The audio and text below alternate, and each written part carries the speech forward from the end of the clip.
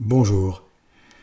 Poursuivons la lecture aujourd'hui de Sainte Marie d'Agreda, la cité mystique de Dieu, et voyons de quelle façon Jésus-Christ est né, avec des détails tout à fait inédits vraiment.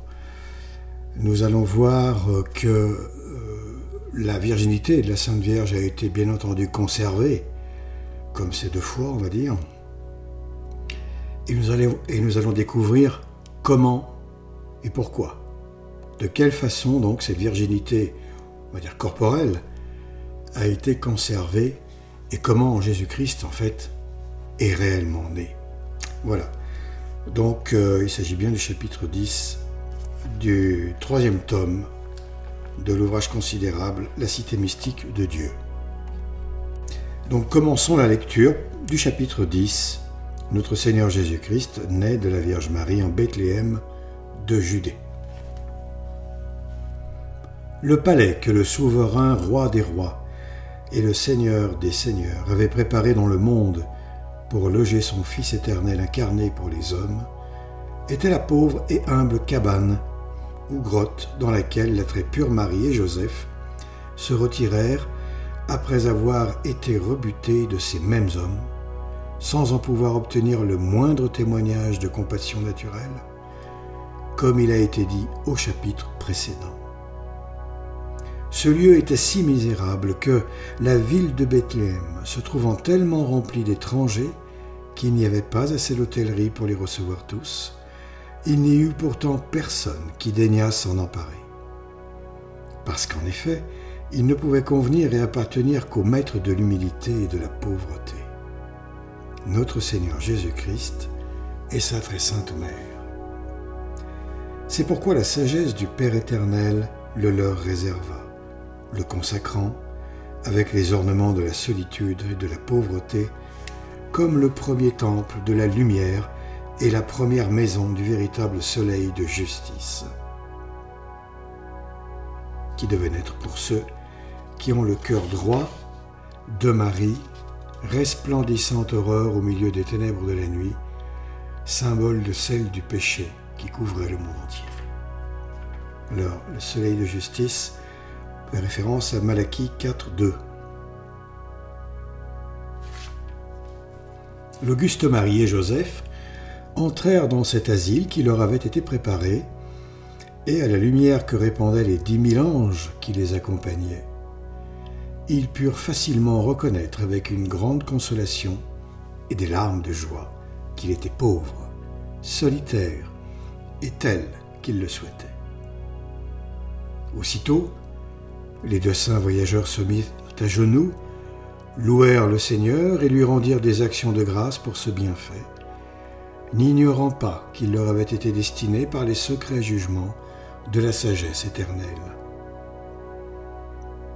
Notre divine souveraine fut celle qui approfondit le plus ce grand mystère, car en sanctifiant cette petite grotte par sa présence sacrée, elle sentit une plénitude de joie intérieure qui éleva et vivifia tout son être.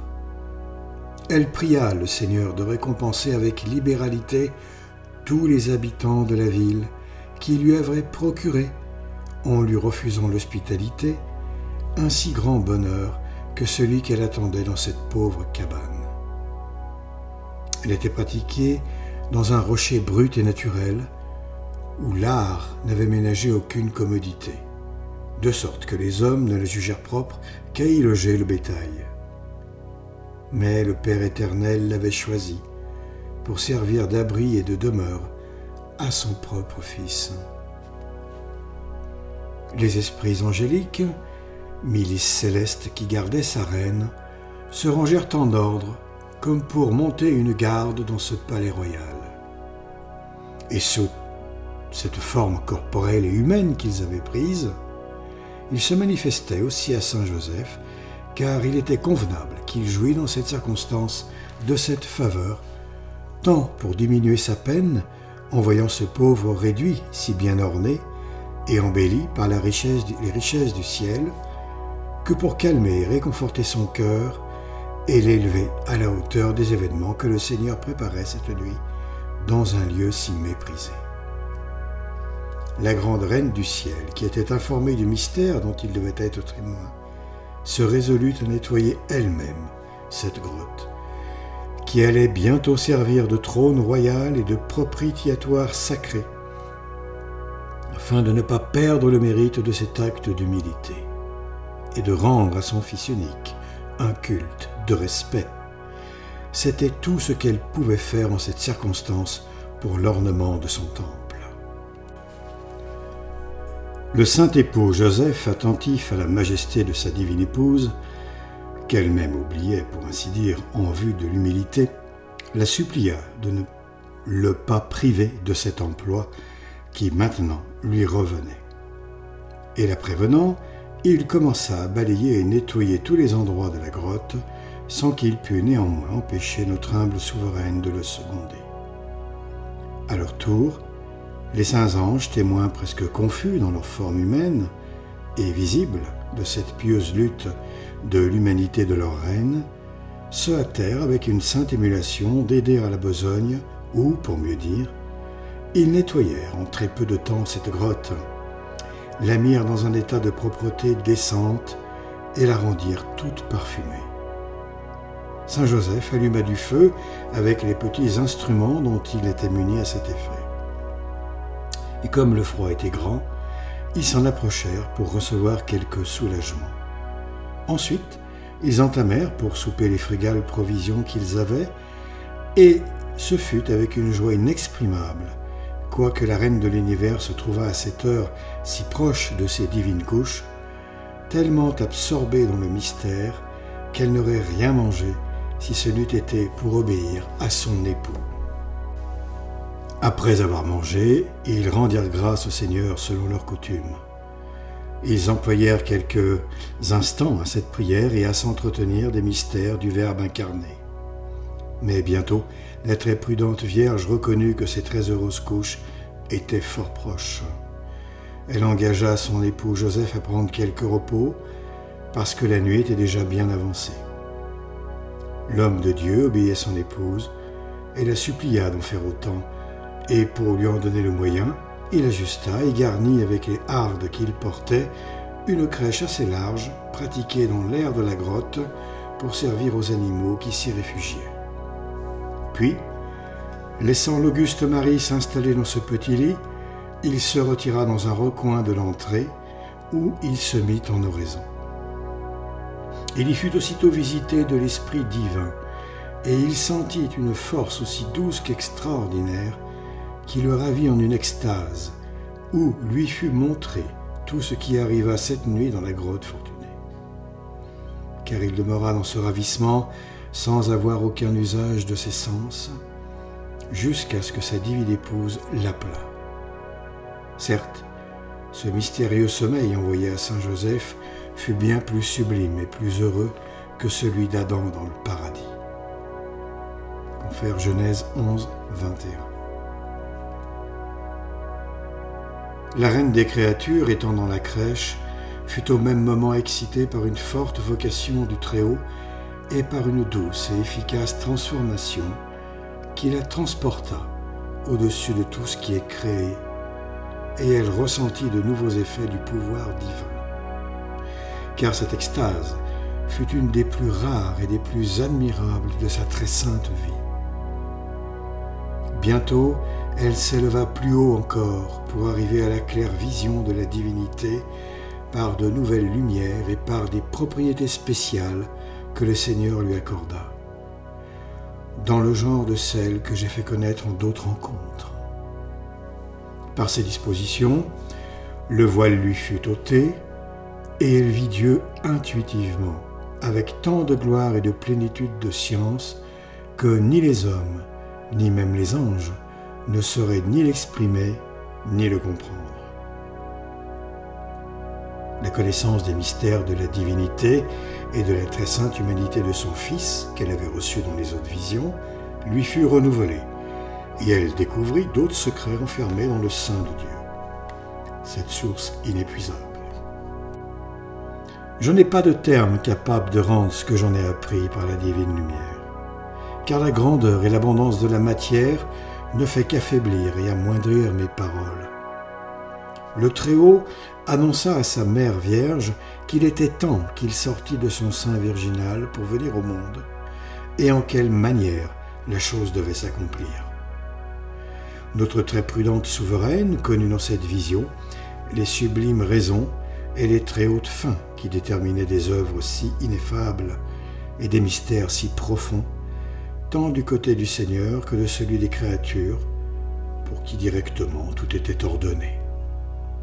Elle se prosterna devant le trône de la divinité et lui rendant honneur, gloire, louanges et actions de grâce, en son nom et en celui de toutes les créatures qui devaient reconnaître une miséricorde si prodigieuse et une telle preuve de l'amour infini du Seigneur, elle lui demanda une nouvelle lumière et une grâce spéciale pour se consacrer dignement au service du Verbe incarné qu'elle devait bientôt recevoir entre ses bras et nourrir de son lait virginal.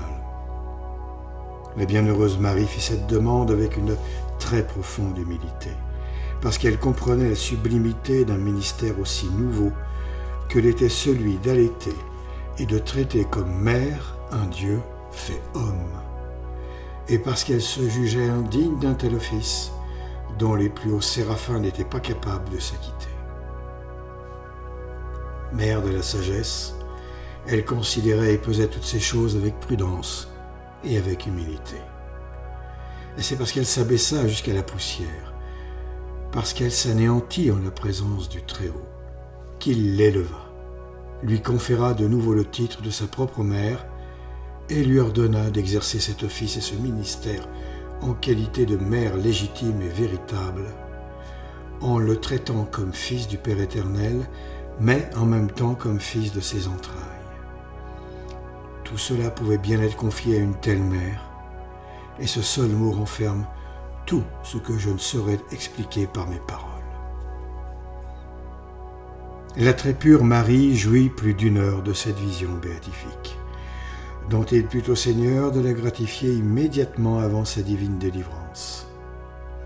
Or, au moment où elle en sortait et reprenait ses sens, elle reconnut et vit que le corps de l'enfant Dieu se remuait dans son sein virginal, se dégageant et prenant, pour ainsi dire, congé de ce lieu naturel où il avait demeuré 9 mois et qu'il se préparait à sortir de ce sacré tabernacle.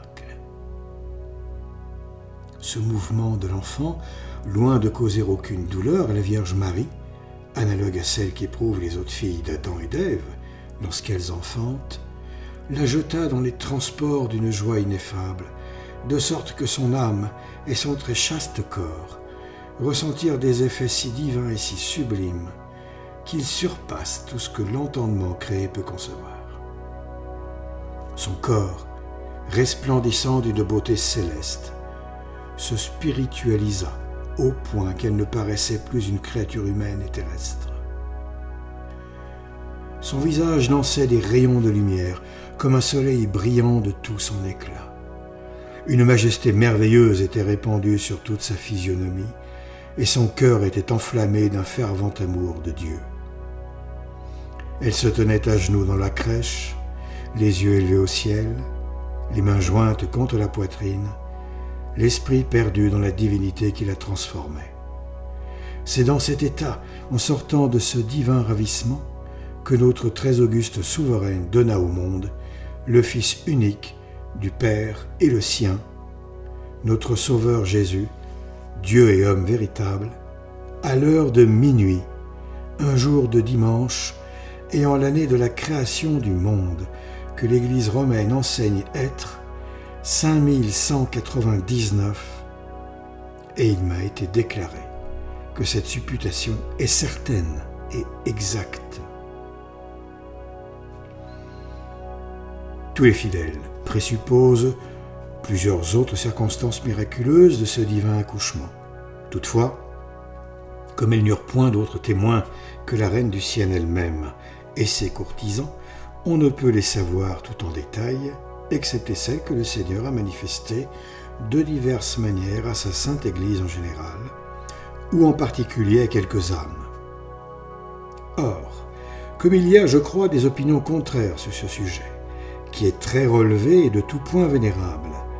Ayant déclaré au supérieur qui me dirige ce que j'ai été chargé d'écrire sur ces mystères, ils m'ordonnèrent de les approfondir de nouveau à la clarté de la lumière céleste et de demander à la souveraine du ciel, ma mère et ma maîtresse, et aux saints anges qui m'assistaient et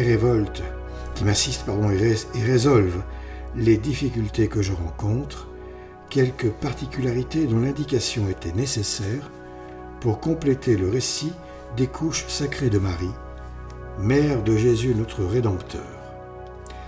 C'est après avoir obéi à cet ordre que je reçus les mêmes communications et que j'appris que les choses se passèrent comme il suit.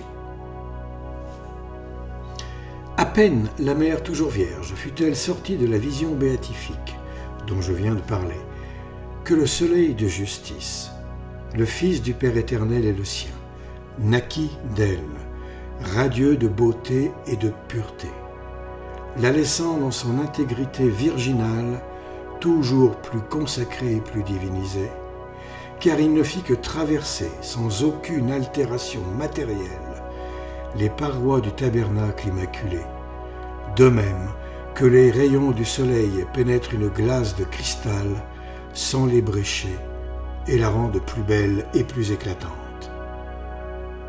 Mais avant d'expliquer la manière miraculeuse dont cela eut lieu, je dis que l'enfant Dieu naquit sans cette membrane appelée segondine, qui embarrasse les autres enfants à leur naissance et les enveloppe dans le sein de leur mère. Je ne m'arrête point à expliquer comment a pu se répandre l'erreur de l'opinion contraire. Il suffit de savoir et de présupposer qu'en la génération du Verbe fait homme et en sa naissance, le bras puissant du Très-Haut prit et choisit de la nature tout ce qui appartenait à la réalité et à la substance de la génération humaine, afin qu'on pût véritablement dire que le Verbe éternel a été réellement conçu et engendré de la substance, qu'il est né vrai fils de sa mère toujours vierge.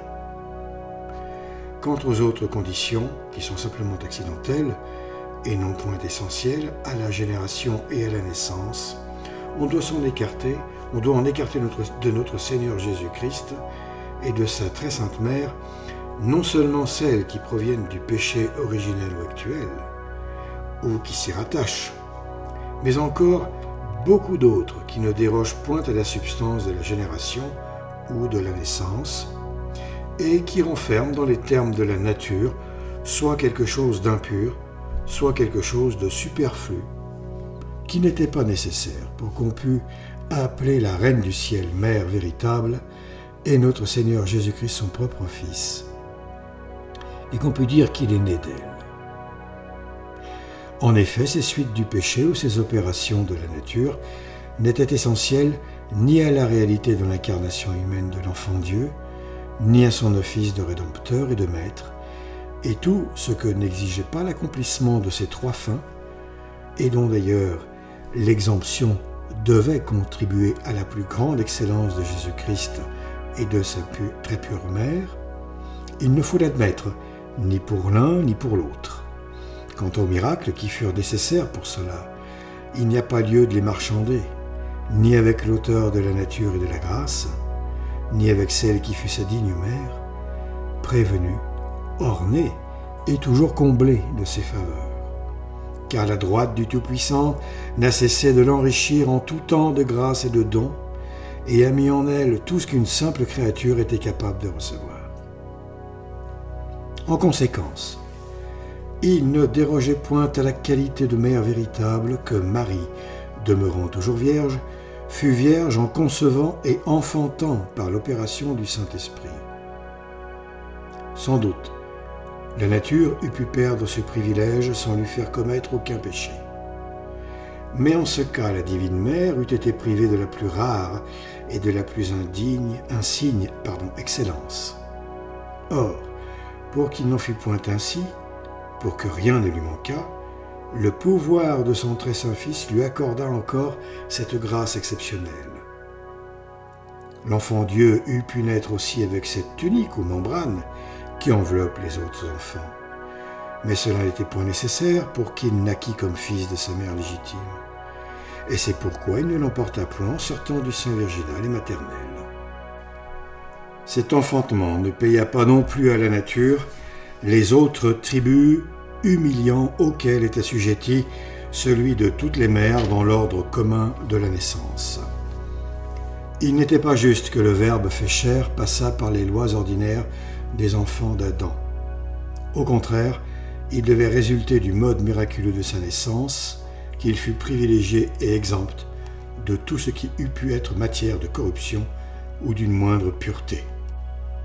Ainsi, il ne fallait point que cette membrane ou secondine, qui avait si intimement adhéré à son très saint corps, et qui était une partie du sang et de la substance de sa mère, pût se corrompre hors du sein virginal. Il n'était point non plus convenable de la garder, ni qu'elle fût douée des qualités et des privilèges que cet adorable corps reçut, pour sortir de celui de sa très pure mère, en traversant son très chaste sein, comme je le dirai bientôt. Car le miracle dont aurait dû être l'objet cette membrane sacrée, si elle fût sortie de ce tabernacle vivant, pouvait bien mieux y être opéré en y restant, sans en sortir. L'enfant Dieu naquit donc de la très pure Marie, exempt de tous ses tributs. Il en sortit glorieux et transfiguré. Car la sagesse infinie disposa et ordonna que la gloire de l'âme très sainte rejaillit sur le corps du divin enfant au moment de sa naissance, et qu'il participa des dons de gloire comme il arriva depuis le Tabor en présence des trois apôtres.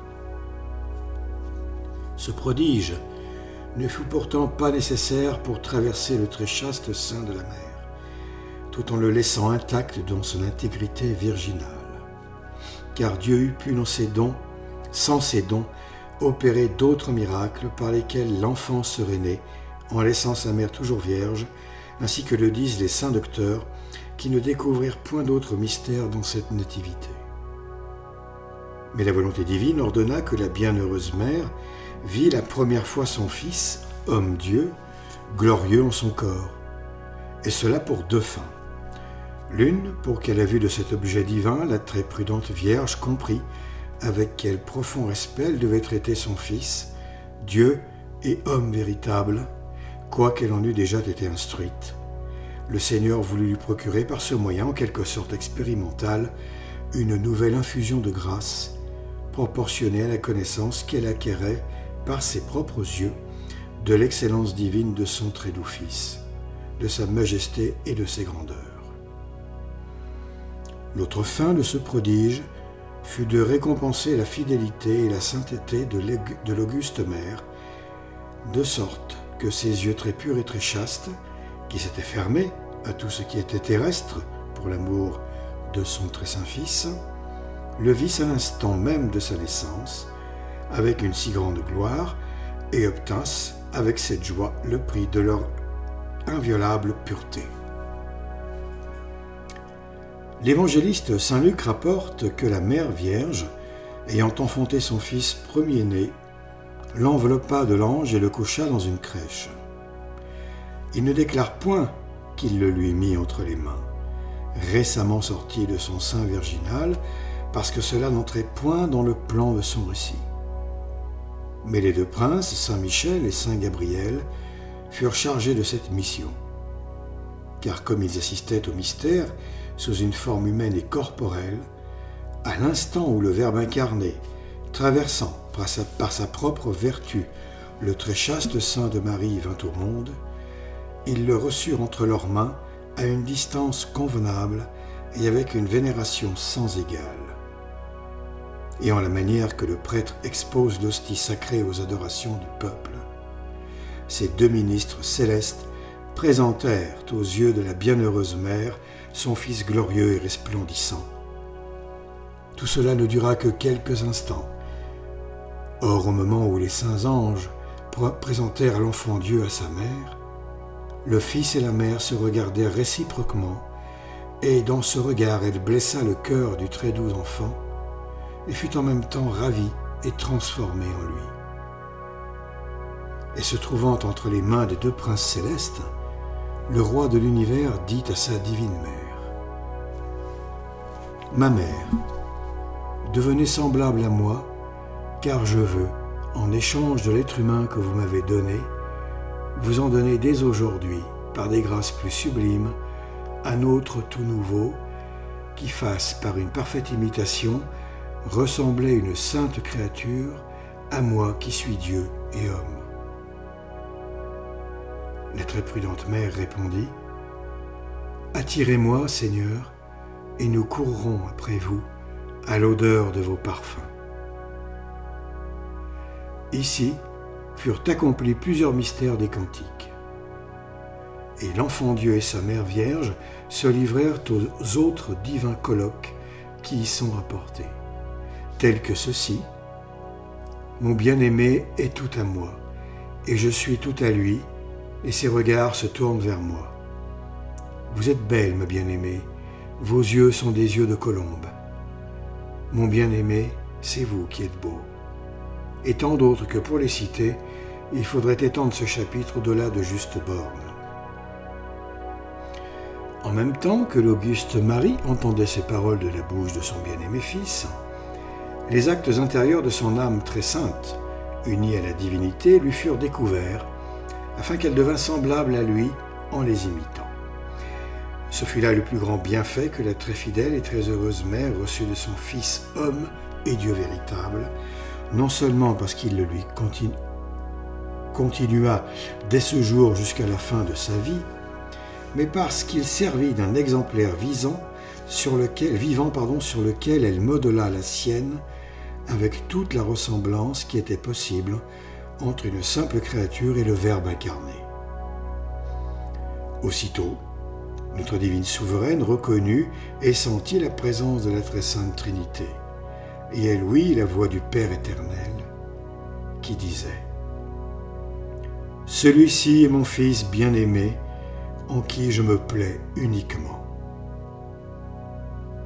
Et la très prudente Marie, toute divinisée par des mystères si sublimes, répondit : « Père éternel, Dieu infini, Seigneur et créature de l'univers, donnez-moi de nouveau votre bénédiction, afin qu'avec elle je reçoive entre mes bras le désiré de toutes les nations.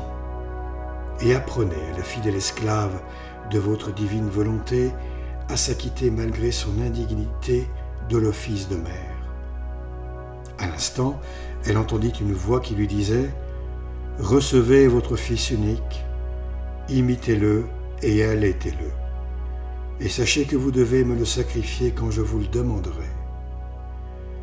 Nourrissez-le comme mère et honorez-le comme votre Dieu véritable. » L'auguste mère répondit : « Voici l'ouvrage de vos divines mains, ornez-moi de votre grâce, afin que votre Fils et mon Dieu m'agrée pour sa servante.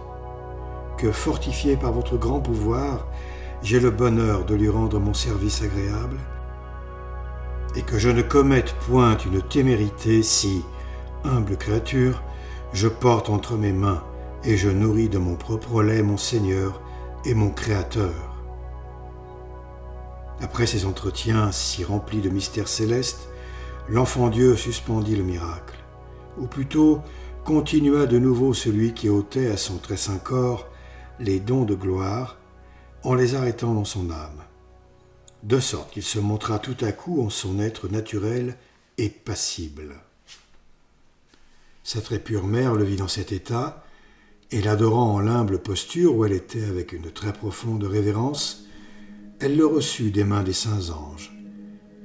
Et quand elle lut entre les siennes, elle lui dit : « Mon très doux amour, lumière de mes yeux, être de mon âme, soyez le bienvenu dans ce monde, soleil de justice, pour bannir les ténèbres du péché et de la mort. Dieu véritable de Dieu véritable, rachetez vos serviteurs, et faites que toute chair voie celui qui lui apporte le salut. Acceptez votre servante à votre service, et suppléez à mon insuffisance. Rendez-moi, mon très cher Fils, tel que vous voulez que je sois envers vous. » Ensuite, la très prudente mère offrit son Fils unique au Père éternel et lui dit : « Suprême Créateur de l'univers, Voici l'autel, et voici le sacrifice agréable à vos yeux. Regardez maintenant le genre humain avec miséricorde. Et quoique nous méritions votre indignation, il est temps de l'apaiser en vue de votre Fils et du mien. Que désormais la justice se repose et que votre miséricorde se magnifie, puisque c'est pour cela que le Verbe divin s'est revêtu de la ressemblance de la chair du péché, et qu'il est devenu frère des mortels et des pécheurs. À ce titre, je les reconnais pour mes enfants, et je prie pour eux du plus profond de mon cœur. Vous m'avez faite, Seigneur Tout-Puissant, mère de votre Fils unique, sans que je l'aie mérité, car cette dignité est au-dessus de tous les mérites des créatures. Mais je dois en partie aux hommes l'occasion qu'ils ont donnée à mon bonheur incomparable, puisque c'est pour eux que je suis mère du Verbe, fait homme passible et rédempteur de tous. Je ne leur refuserai ni mon amour, ni mes soins pour leur procurer le salut. Agréez, Dieu éternel, mes désirs et mes prières pour tout ce qui regarde votre bon plaisir et votre sainte volonté. La Mère de Miséricorde s'adressa aussi à tous les mortels en ces termes. Que les affligés se consolent, que ceux qui sont tombés se relèvent, que les craintifs se rassurent, que les morts ressuscitent, que les justes et les saints se réjouissent, que les esprits célestes goûtent une nouvelle joie, que les prophètes et les patriarches des limbes se raniment, et que toutes les générations louent et glorifient le Seigneur qui a renouvelé ses merveilles. Venez, pauvres, venez, approchez-vous, petits, sans crainte, car j'ai dans mes bras celui qui s'appelle Lion, changé en un doux agneau, le puissant devenu faible et l'invincible vaincu. Venez à la vie, cherchez votre remède, approchez-vous du repos éternel, puisque je le tiens pour tous. Il se donnera gratuitement à vous, et je le communiquerai sans envie. Ô enfants des hommes, hâtez-vous, n'ayez point le cœur appesanti. Et vous, le doux lien de mon âme, permettez que je vous demande ce baiser désiré de toutes les créatures. À cet instant, la bienheureuse mère fit de sa divine et très chaste bouche de tendres et amoureuses caresses à l'enfant Dieu, qui les attendait comme fils véritable. Et le gardant dans ses bras, elle servit d'autel et de sanctuaire où les 10 000 anges adorèrent, sous la forme humaine, leur Créateur fait homme. Or, comme la très sainte Trinité assistait d'une manière spéciale à la naissance du Verbe incarné, le ciel se trouva en quelque sorte privé de ses habitants, parce que tous les citoyens de cette cité invisible se rendirent en l'heureuse grotte de Bethléem pour y adorer leur Créateur sous son costume étranger et nouveau. Et les saints anges entonnèrent à sa louange ce cantique jusqu'alors inouï: Gloria in excelsis Deo et in terra pax hominibus benevolentatis. Et ils leur redirent avec une très douce et très agréable harmonie, ravis des nouvelles merveilles qu'ils voyaient se réaliser et de la prudence, de la grâce, de l'humilité et de la beauté extraordinaire d'une jeune fille de 15 ans, digne dépositaire et dispensatrice de tant de sublimes mystères. Il était temps que notre très prudente souveraine appelât son très fidèle époux Joseph, qui était, ainsi que je l'ai dit, plongé dans une extase divine où lui furent révélés tous les mystères de l'enfantement sacré qui furent célébrés dans cette nuit. En effet, il était convenable qu'il vît et toucha par les sens corporels le Verbe fait chair, qu'il lui offrit son culte et ses adorations, plutôt qu'aucun autre des mortels, puisqu'il était le seul choisi entre tous pour être le dispensateur fidèle d'un mystère si sublime. Il sortit de cette extase sur un acte de la volonté de sa divine épouse. Et revenu à lui-même, le premier objet qu'il aperçut, ce fut l'enfant Dieu dans les bras de sa mère vierge, appuyé sur son sein et sur son visage sacré. C'est là qu'il l'adora avec la plus profonde humilité, ému jusqu'aux larmes. Il lui baisa les pieds avec une nouvelle joie et avec une admiration telle qu'elle lui eût arraché la vie si une vertu céleste ne la lui eût conservée. Il eût au moins perdu l'usage de ses sens si Dieu n'eût voulu qu'il pût s'en servir dans cette occasion. Après que saint Joseph eut adoré l'enfant, la très prudente mère demanda à son fils la permission de s'asseoir, car elle était restée jusqu'alors à genoux. Et le saint, lui donnant les langes qu'ils avaient apportés, elle l'en enveloppa avec une vénération, une dévotion, une sollicitude incomparables. Lorsqu'il fut ainsi emmailloté, la bienheureuse Vierge, avec une sagesse infinie, le coucha dans la crèche, comme le dit l'évangéliste saint Luc, en mettant un peu de paille et de foin sur une pierre pour placer plus commodément le Verbe incarné dans le premier lit qu'il eut sur la terre, hors des bras de sa mère. Bientôt, un bœuf accourut, par la volonté divine. En toute hâte des champs voisins, il entra dans la grotte et se joignit au petit âne qui avait porté notre auguste reine. Et elle leur commanda d'adorer et de reconnaître leur Créateur avec le respect que pouvaient témoigner des êtres irraisonnables. Les humbles animaux obéirent au commandement de leur maîtresse. Ils se prosternèrent devant l'enfant. Ils le réchauffèrent de leur haleine. Ils lui rendirent le service que les hommes lui avaient refusé. Ainsi, Dieu fait homme fut enveloppé de l'ange et couché dans la crèche entre deux animaux. C'est alors que fut accomplie miraculeusement la prophétie conçue en ces termes. Le bœuf connut celui à qui il appartenait, et l'âne la crèche de son maître. Mais Israël ne le connut point, et son peuple était sans intelligence. Voilà, particularité de ce livre, à la fin de chaque chapitre, Sainte Marie d'Agreda nous dispense l'instruction qu'elle reçoit de la Bienheureuse Vierge Marie.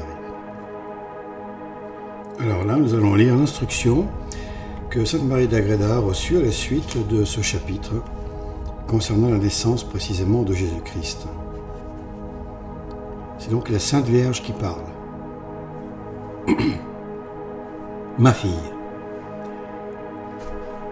si les mortels avaient le cœur dégagé et le jugement saint pour considérer dignement ce grand mystère de piété que le Très-Haut a opéré en leur faveur, le souvenir qu'ils en auraient suffirait pour les faire entrer dans le chemin de la vie et les porter à l'amour de leur Créateur et de leur Rédempteur.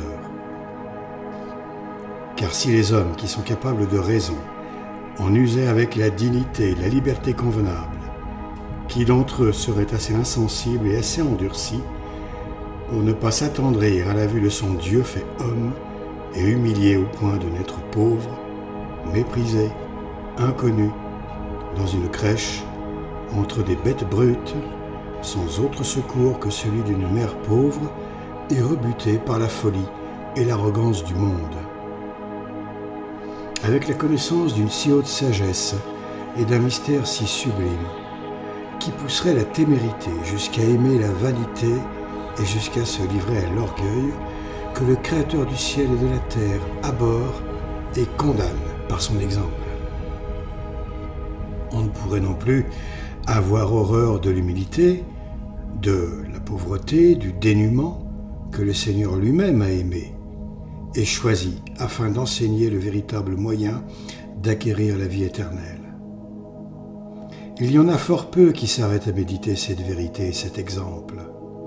Et à cause d'une si noire ingratitude, il y en a également peu qui obtiennent le fruit des mystères les plus augustes.